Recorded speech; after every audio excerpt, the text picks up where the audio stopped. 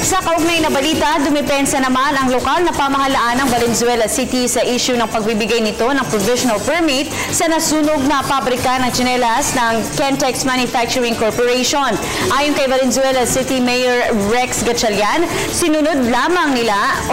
ng lungsod ang kautusan mula sa Department of Interior and Local Government at ng Department of Trade and Industry na nagpadali sa pagbibigay ng business permit. Dito, maaaring magbigay ang